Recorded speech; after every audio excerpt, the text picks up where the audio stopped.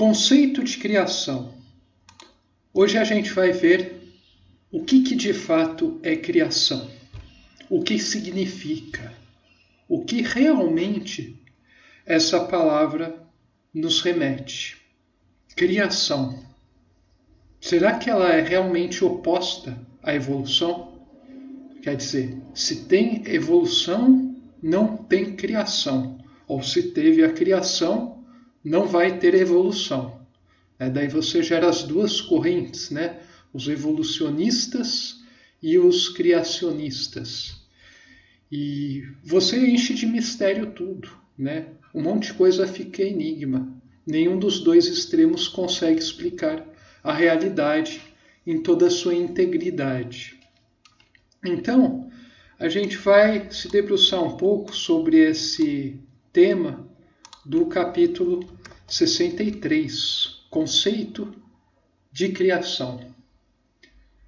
Então veja bem, quando a gente fala em criação, ou nas palavras de Roden, para diferenciar a criação do relativo da verdadeira criação, que se dá no absoluto, ele usa a palavra criação, né?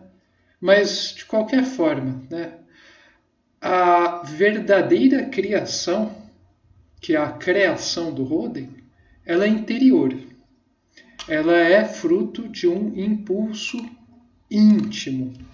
Ou seja, o que a gente vê pipocar, na verdade, aparecer e a gente chama de criação, na verdade é uma manifestação de algo mais profundo, que foi criado em outro domínio, outro domínio dimensional.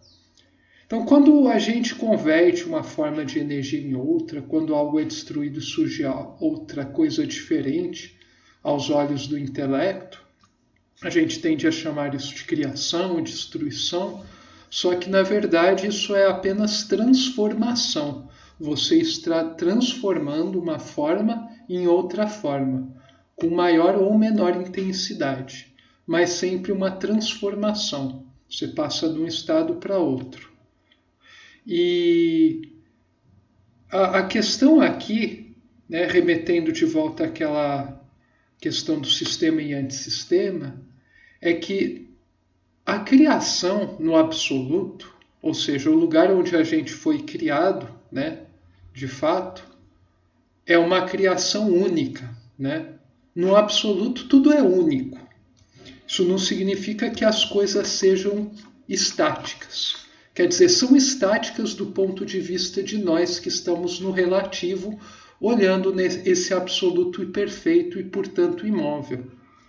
Mas, na verdade, não é um estático como a gente concebe de verdade, né? Só que a dinamicidade do absoluto é totalmente diferente do nosso dinamismo, né? O movimento no absoluto é totalmente diferente do movimento no relativo, o que dá a ideia para nós aqui no relativo de que no absoluto tudo esteja parado. Então isso é uma coisa bem interessante, porque a gente tem que pensar a fundo sobre essa questão, né? Porque a essência é imutável. Eu já falei várias vezes que o espírito vai despertando, mas ele nunca muda de fato o que ele é, porque o espírito é perfeito, né? O espírito puro. Mas, ao mesmo tempo, né, quando a gente regressar ao nosso estado original, a gente vai estar no absoluto e o absoluto não vai ser um lugar estático, no sentido mais profundo do termo. Apesar de, olhando aqui, a gente vai ter atingido o máximo, né? Então isso nos remete a outras questões bem mais profundas, que não vamos estar tratando tanto aqui. A questão é, a criação no absoluto, ela é única, né? Ela não é múltipla, né? Ela não, como lá não existe a dimensão tempo, não tem sentido em você falar em múltiplas criações, uma criação contínua. Agora, no relativo, né, quando teve esse movimento de contração dimensional, queda dimensional, desmoronamento do ser, você teve a criação do relativo e a criação continua existindo, né, no relativo. Só que daí ela adquire um aspecto diferente. A criação no relativo, ela sempre é uma queda. Sempre que eu estou materializando uma ideia, colocando em prática uma coisa elevada, eu estou falando em queda, né? Então você percebe que a queda, né? Não estou falando da grande queda, mas as várias quedas que a gente tem aqui não são uma coisa ruim que deve ser evitada, porque inclusive a evolução não pode se dar se você não tiver queda. Então isso é uma coisa muito interessante, porque essa criação no relativo, ela está subordinada à evolução e ela é progressiva. No relativo, a criação adquire um caráter de progressividade contínua ao longo do tempo. Por isso a sua voz fala no trecho desse tratado que a evolução é uma criação contínua. Então aqui no nosso universo, né, não só no nosso planeta, mas todo esse universo decaído, a criação, ela é a evolução é uma criação contínua ao longo do tempo.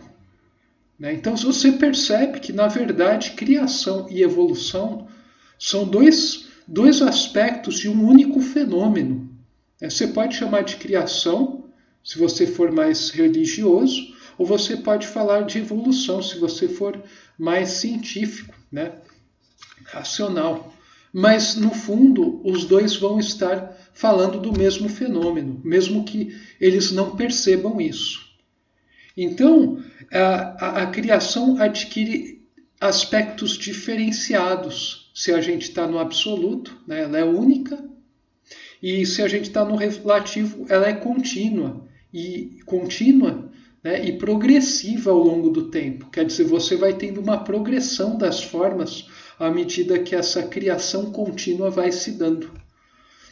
Então você tem aquele conceito de continuidade heterogênea, que o Bergson traz à luz em toda a sua obra, se contrapondo à homogeneidade descontínuas, que é outra questão aqui. Mas isso é muito interessante na obra de Ubaldi. Ubaldi ajuda a gente a ter uma compreensão muito, mas muito aprofundada de criação e evolução.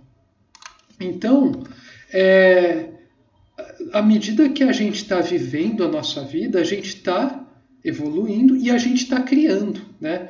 A única maneira de você sustentar a vida é você estar criando continuamente, ininterruptamente, né? E isso, em vários aspectos no âmbito humano, é feito de forma inconsciente, né? Mas à medida que o ser humano evolui, essa criação vai passando a ser controlada pelo espírito, né? Então você passa a ter consciência do que você deve de fato fazer. E daí a coisa vai se tornando muito mais interessante.